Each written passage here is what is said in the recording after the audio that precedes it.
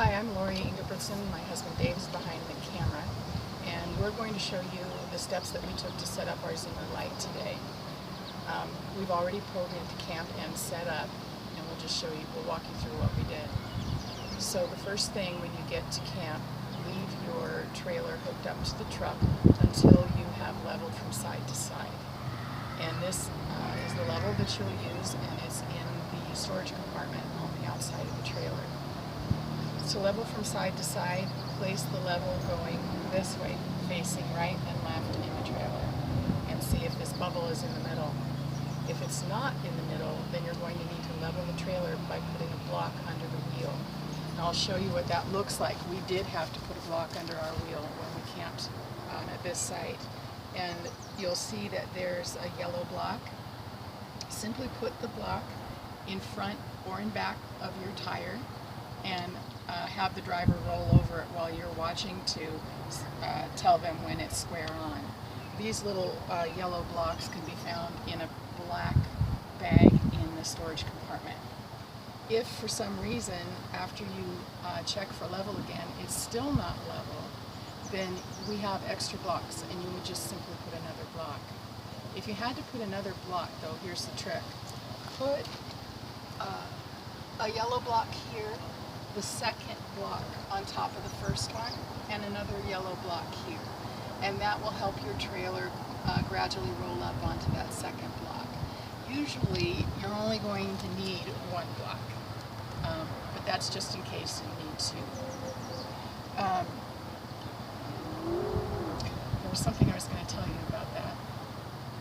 If I remember, I will tell you later. So after you've done that, we'll supply you with these wooden blocks. You put a wooden block in back and in front of the tire so that the trailer won't roll back or front. After you've done that, then you are going to go ahead and unhook your trailer. And I'll explain that to you when you come to pick up the trailer. It's a really easy process of unhitching and hitching, so we won't do that today. So why don't we go around to the opposite side of the trailer. Oh, you know what? I forgot. When you're finished with that, you're all unhooked. You can level from front to back. So you're going to place the level going this way, back to front, on the floor of the trailer. And again, you're checking to see that this bubble is in the middle. If it's not, this is a really easy fix. You just come over to your tongue, and you're either going to wind up or down to level the front of the trailer higher or lower, and then recheck for level again. Super, super easy. Okay, let's come over here and I'll show you a full hookup setup. This is your storage compartment, by the way, and everything that you will need is in here. We are not set up at this site for sewer, but I've attached a sewer line so I can show you how it goes. So let's go over here and I'll show you the sewer setup. Okay, your sewer connection is right here, and this is your sewer hose. This is one length of hose. In the bag, in the compartment, there's an extension hose. So if you're farther away from your sewer connection, you can attach a second length of hose and have plenty of room to attach. This end of the hose just simply clicks on to the sewer attachment. This end of the hose with an elbow on it is going to go down into the hole where if you have your sewer hookup, they'll just go set right down in the hole like that, and you're done. Okay. Oops. Next is our water setup. Oh, sorry, we'll do electrical next. So this is your electrical compartment. Your hose just pulls out and then stuffs back in when you don't need it anymore. So you pull out your electrical hose, electric cable, and this right here is a surge protector, and that's in the storage compartment as well. Just get that out, connect it to your electrical cable. Always be sure to put your surge protector on. You don't have to turn it on, you just have to put it on your cable to keep you from blowing fuses. And then you want to be sure that everything in the trailer that's electrical is turned off. Don't have anything running at this point. And turn off make sure the 30 amp switch is turned off as well. Okay? Then you're ready to go ahead and plug in. If for some reason your plug doesn't fit the receptacle, we have an adapter plug that you can attach to the end of this. Now in this situation we didn't need one, we were okay without it. Okay, so once you've done that, you're free to flip up your switch, and then you can turn on things on the inside. And we'll go inside in a little bit and I'll kind of show you how things work in there. Okay, and last we're going to do the water connection. This is also pretty easy. Your hose, there's a blue hose and a white hose in a white bag in the storage compartment. And you have to use the blue hose or a white hose because you can put drinkable water through them. Do not use any other hose for drinking water. This is an flow protector valve. It's an elbow, and it's in the storage compartment. It will be separately placed on the floor. Screw this into your city water connection, which you can see right there. Screw that in, and then just attach your hose to the end of that. Then at the water connection point, there's a filter in the storage compartment. This is going to keep your water tasting good, get rid of all the crummy stuff in there. So sometimes city water doesn't taste very good. So this is all set up. Just attach it to your spigot on site, and then attach the other end of the hose to that. You're going to want to be sure your water's off when you're doing all of that, and then just simply turn your water on and you're good to go. Okay. Alright, so you're all set up, the basics are all set up now, and let's go over to the other side. I'm going to show you how to do your water heater setup, okay?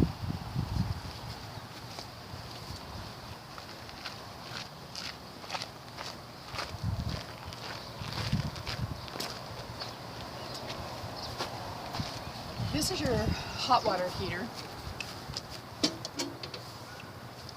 And once you've attached to your city water, the water starts flowing through the pipes automatically because it's pressurized. So it won't take but a couple of minutes for that water to get in and fill your water heater tank. What you do to check to see if there's water in your tank, and this is really super important, there has to be water in your tank before you turn the heater on. Simply pull out this little lever, and you see how water comes out of there? That's all you need to do to check to make sure that you've got a full tank of water in your water heater. And that's it. That means that you are full and free to turn on your water heater inside. Alrighty, let's go inside and I'll show you what the setup is in there.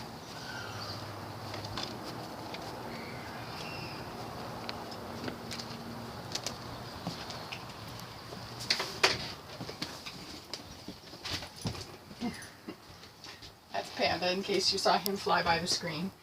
Okay, this is your main panel on the inside, and your water heater is located right here. In this trailer, the water heater only functions on gas. Okay, so you don't have to worry about switching it from electric to gas.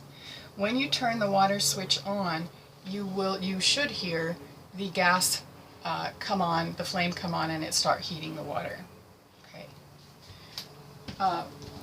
Run your hot water tap until all of the bubbles and spurts and air is out. And once that's done, you're free to turn this on. While we're here at the panel, I'll show you how you can check your levels on your different tanks. So you won't have to worry about a freshwater tank because you'll be hooked up to a full site service. Fresh water is only if you're dry camping and need to fill your potable water tank. Your gray water is the water you use in the bathroom for your showers and at the sinks in the kitchen. To check it, simply press it, and here you'll see that our gray water is about 2/3 full. There is no gray water 2 tank in this unit, so you don't need to worry about that. Black water is, of course, your toilet usage, and it is either empty or low right now.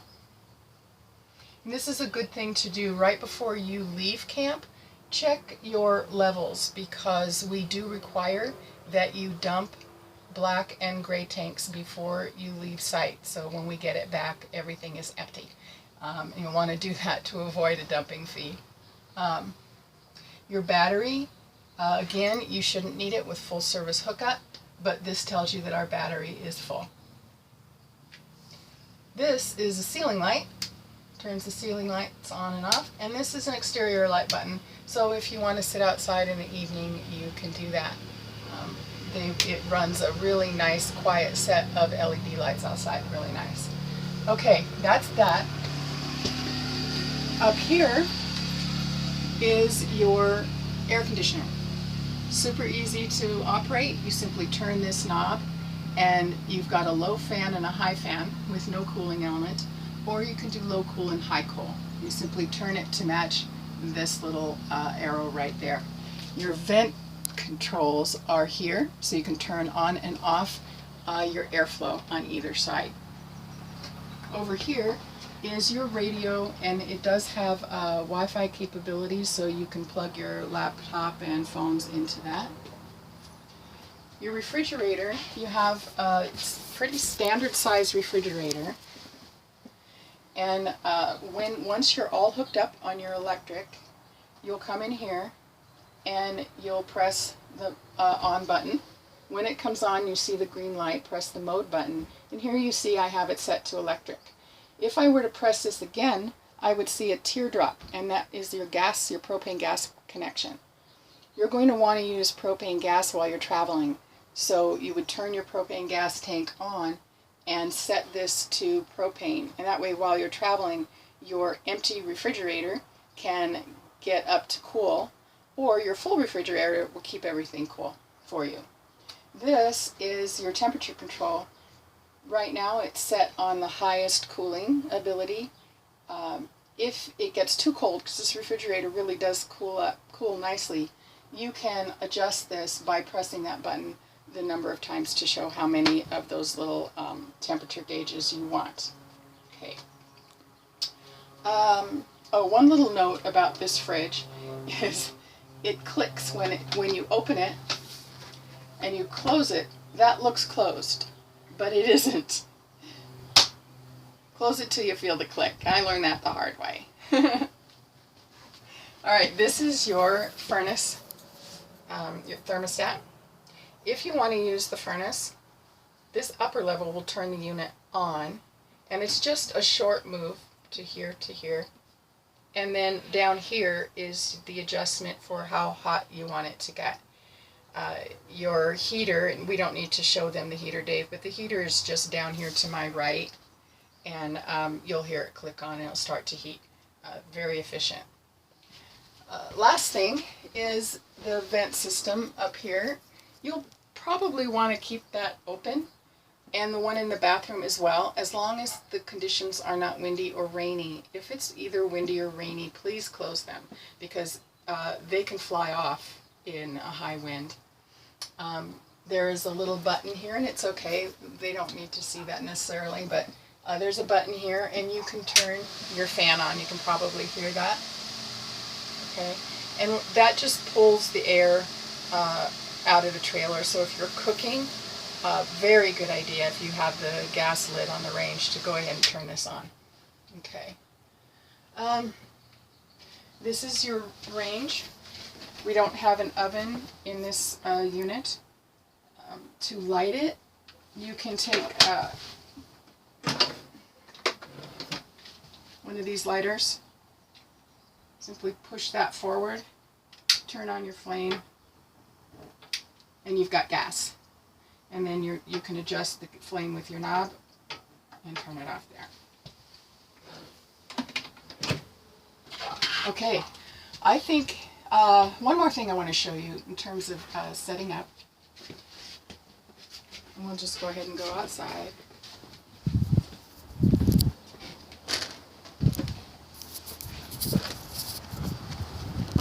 A couple things I forgot while I was going over other things. The hitch area.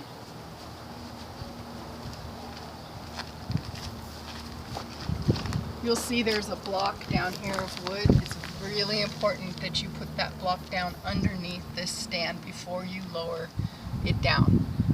Otherwise, if you are on gravel or unstable ground, this is going to sink in the ground and you're not going anywhere. So this is super important, okay? The other thing I forgot to mention is just that when you block the wheels, the wooden blocks that we supply you, be sure to do it on both sides. And, oh, this is the other thing I forgot to tell you. When you're leveling the unit, if you need to use a block, of course the block goes on the low wheel, the low side of the trailer, okay? I think that does it for setting up. Good luck, have fun. If you have any questions for us, please call or text as you're setting up, and I will be happy to walk you through the process. Otherwise, enjoy your trip, and we'll see you on the teardown side.